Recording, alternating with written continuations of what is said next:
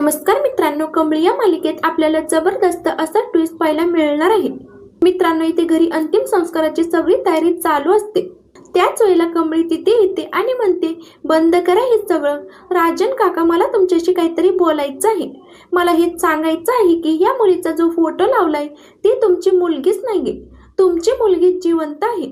तेव्हा कामिनी खूपच चिडते आणि म्हणते, ए कमळे, तुला कळतंय का ग? अगं, तू अंत्यसंस्काराच्या विधीमध्ये आडवं येऊन अपशकुन करतेस. काय चाललं तुझं? डोकं तर ठिकाणावर आहे ना? त्यावरती कमळी म्हणते की कडू आजी, माझं डोकं तर ठिकाणावर आहे, पण आता तुमचं डोकं ठिकाणावर राहणार नाही. राजन काकांची मुलगी जिवंत आहे, त्यामुळे राजन काका या मुलीचे अंत्यसंस्कार करणार नाहीत. ही दुसऱ्याच कुणाची तरी मुलगी आहे, ती मुलगी त्यांच्या ताब्यात द्या. त्यावर रागिनी खूपच चिडते. रागिनी पुढे होते आणि म्हणते, ए गावछाप, काय चाललंय तरी काय ग तुझं? तुझ्याकडे काय पुरावा आहे की ही राजनची मुलगी नाहीये? त्यावर कमळी म्हणते की माझ्याकडे पुरावा आहे. कमळी बाहेर जाते आणि तिच्या आईला आतमध्ये घेऊन येते, म्हणजे गौरीला समोर पाहून तर कामिनी रागिनीच्या पायाखालची जणू जमीनच सरकते. तर मित्रांनो, हे सगळं काही कसं घडणार आहे हे आज आपण या व्हिडिओमध्ये जाणून घेणार आहोत. त्यामुळे व्हिडिओ शेवटपर्यंत नक्की पहा आणि चॅनलवर नवीन असाल तर चॅनलला नक्की सबस्क्राईब करा. चला तर मग व्हिडिओला सुरुवात करूया. तर मित्रांनो, आता राजन घरी आलाय आणि राजन अन्नपूर्णाला म्हणतो, आई, थोड्याच वेळात आता वॉर्डबॉय येतील माझ्या मुलीला घरी घेऊन. अन्नपूर्णाला आता खूप मोठा धक्का बसलेला असतो. अन्नपूर्णा खाली कोसळते आणि ती म्हणते, नाही राजन, नाही, असं नाही होऊ शकत. माझं अंतर्मन मला सांगत आहे असं होणारच नाहीये. अन्नपूर्णा हे सगळं काही बोलत असताना खाली कोसळते. राजन, नयनतारा, सचिन अन्नपूर्णाला उठवण्याचा प्रयत्न करतात, तिला शुद्धीवर आणण्याचा प्रयत्न करतात. त्याच वेळेला वॉर्डबॉय ती बॉडी घेऊन येतात.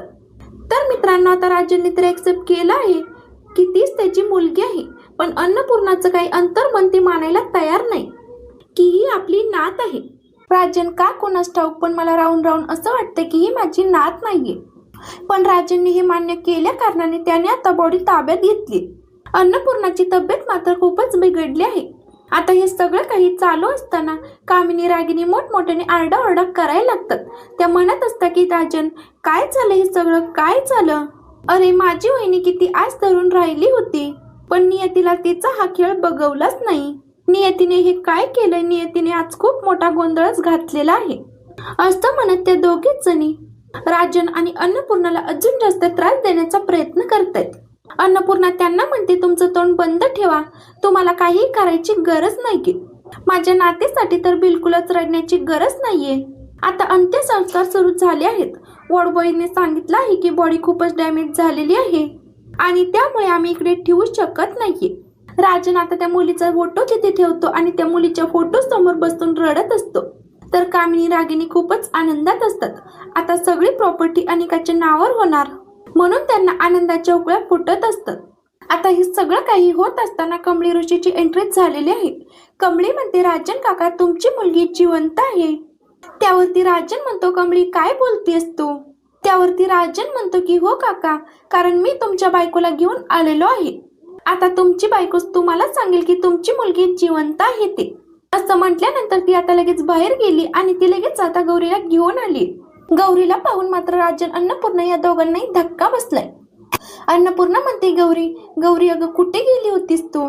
अगं गौरी, असं का वागतेस तू? गौरी, अगं तुझं हे वागणं कितपत योग्य आहे? आता गौरी समोर येताच कमळी तिला म्हणते, जा, पुढे जा आणि जे काही सत्य आहे ते सगळ्यांना सांग. बाद झाला आता हा सगळा अन्याय सहन करणं बंद करा तुम्ही. आता गौरी पाहते की आपल्या मुलीचे अंतिम संस्कार चाललेत आणि या सगळ्याला कामिनी कारणीभूत आहे.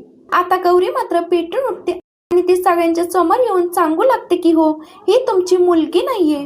ज्या मुलीला तुम्ही तुमची मुलगी समजताय ती तुमची मुलगीच नाहीये. त्यावरती अन्नपूर्णा राजन म्हणतात की गौरी, हे काय बोलतेस तू? अगं गौरी, तू कुठे निघून गेली होतीस? चिठ्ठी लिहून निघून जाण्याचा याचा अर्थ काय होतो? गौरी, अगं ही माझी मुलगी नाहीये तर माझी मुलगी कुठे आहे? त्यावर गौरी म्हणत असते की मी तुमच्या मुलीला सगळ्यांसमोर घेऊन येणार आहे, पण त्याआधी हे सगळं काही कोणी केलंय ते मी तुम्हाला सांगणार आहे. अन्नपूर्णा म्हणते की कारस्थान. त्यावर गौरी म्हणते की हो, याला कारस्थानच म्हणता येईल. त्यावरती अन्नपूर्णा म्हणते की गौरी, काय घडलंय? मला सगळं काही खरं ऐकायचं आहे. आता गौरीला समोर बघितल्यानंतर ह्यांच्या पायखालची मात्र जमीन सरकली. कामिनी लगेच म्हणते की काय ग, तू इथे कशी काय आलीस? म्हणजे आता पळून जायचं काम तरी काय होतं? आणि हीच तुझी मुलगी आहे ना, तुझ्या सोबत हीच तर होती ना, हीच तुझ्या सोबत होती तर तू आम्हाला खोटं का सांगतेस? खोटारडे आहेस तू प्रॉपर्टीसाठी इकडे आलेली आहेस. तुला प्रॉपर्टी हवी आहे. मुलगी गेल्यानंतर प्रॉपर्टी आपल्या हातातून निघून जाणार म्हणून खोटं बोलतेस ना, असं म्हणत कामिनी आता गौरीला खोटं ठरवण्याचा प्रयत्न करते, जेणेकरून सगळ्यांसमोर तिचं सत्य उघड होऊ नये. राजन आता मोठ्यानेच ओरडतो आणि कामिनी रागिणीला म्हणतो, तुमचं थोबड आधी बंद ठेवा. त्यानंतर अन्नपूर्णा म्हणते की कमळी ऋषी, गौरी तुम्हाला कुठे मिळाली? त्यावर ऋषी आणि कमळी सांगायला लागतात की ज्या वेळेला मी हॉस्पिटलमधून बाहेर पडलो ना, आणि त्याच वेळेला आम्ही आजोबांना घेऊन ज्या वेळेला येत होतो, आणि त्याच वेळेला आजोबांना घेऊन आम्ही येत असताना मग मात्र आम्हाला रस्त्यामध्ये ही तुमची सून सापडली. मित्रांनो, आता कमळीला कळलं आहे की राजन काकाच आपले वडील आहेत आणि ही गौरीच त्यांची सून आहे. त्यामुळे कमळीने गौरीला न्याय मिळवून देण्यासाठी हे सगळं काही केलं आहे. त्यानंतर राजन म्हणतो, गौरी पण माझी मुलगी कोण आहे हे तरी सांगशील का तू मला? त्यानंतर गौरी सांगते की ही जी माझ्या बाजूला उभी आहे ना, तीच माझी मुलगी आहे. आणि मग काही सगळ्यांच्या पायखालची जमीनच सरकली. राजन म्हणतो, काय बोलतेस तू गौरी? त्यावरती कामिनी म्हणते, काही नाही, डोक्यावर परिणाम झाला हिच्या. ए, काय बडबडतीयस तू? डोक्यावर परिणाम झाल्यासारखी वेड्यासारखी बडबडू नकोस. आता अन्नपूर्णा मात्र खूपच चिडली. अन्नपूर्णा चिडूनच म्हणते की तुझं थोबड बंद ठेव, एक शब्दही बोलू नकोस. अन्नपूर्णा गौरीला म्हणते, गौरी अगं हे काय बोलतेस तू? मग ती बॉडी तुझ्या व्हॅन मध्ये सापडली ती कोण होती? आता खऱ्या अर्थाने सगळ्या गोष्टी उलगडत गौरी सांगायला लागते. ही बॉडी कामिनीने अरेंज केलेली होती. हो, हीच ती कामिनी. याच कामिनीने ही बॉडी अरेंज केली होती. राजन म्हणतो, काय बोलतेस तू गौरी? त्यावरती गौरी म्हणते की हो, आणि मी पळून जाण्याचं कारण सुद्धा तेच आहे. कारण आता हिने मला सुद्धा मारण्याची धमकी दिली होती. हिने मला मारण्याची धमकी दिली आणि हिने मला सांगितलं होतं, म्हणजे हिने मारायला गुंड सुद्धा पाठवली होती. ज्या वेळेला तुम्ही रूम मध्ये आलात तेव्हा ते डॉक्टर होते ना, ते डॉक्टर नसून ते गुंड होते. त्यावरती अन्नपूर्णा म्हणते की ते सगळं जाऊ दे, हे कामिनीचं कारस्थान आहे ते तर मला कळलंय, पण कमळी माझी नात आहे. त्यावरती गौरी म्हणते की हो, कमळीच तुमची नात आहे.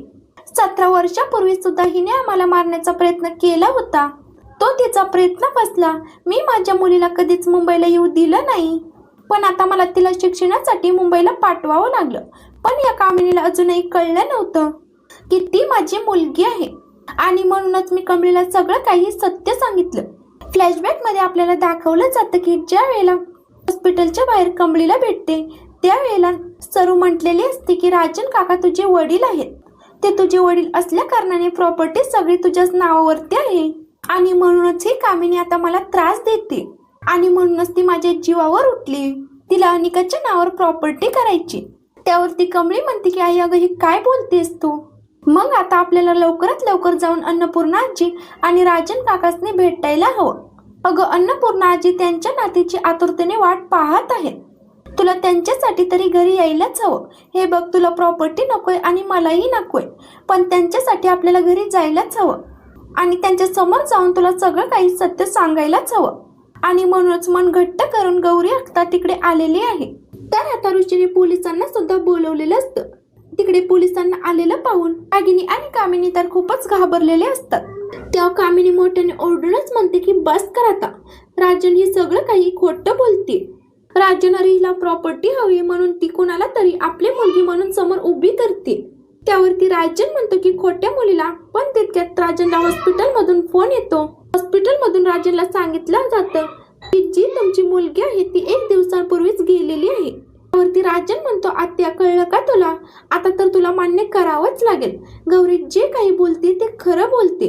तर मित्रांनो, आता गौरी बोलली, पोस्टमॉर्टमचे रिपोर्ट आलेत आणि सगळं काही सत्य समोर आलेलं आहे. अन्नपूर्णा म्हणते मी आता DNA टेस्ट सुद्धा करून घेईल. तर मित्रांनो, आता DNA टेस्ट मध्ये कमळी हीच त्यांची नात आहे हे तर आता सिद्ध होणारच आहे. कामिनी रागिनी यांचा डाव तर फसला आहे. आता पुन्हा एकदा सगळ्या बाजूने कमळीचा विजय झालाय. आता राजनला त्याची बायको मुलगी भेटलेली आहे. कामिनीचं कारस्थान सगळ्यांसमोर आलेलं आहे. आता कामिनीची जेलमध्ये रवानगी होणार का? हे पुढील येणाऱ्या काही भागांमध्येच आपल्याला कळणार आहे.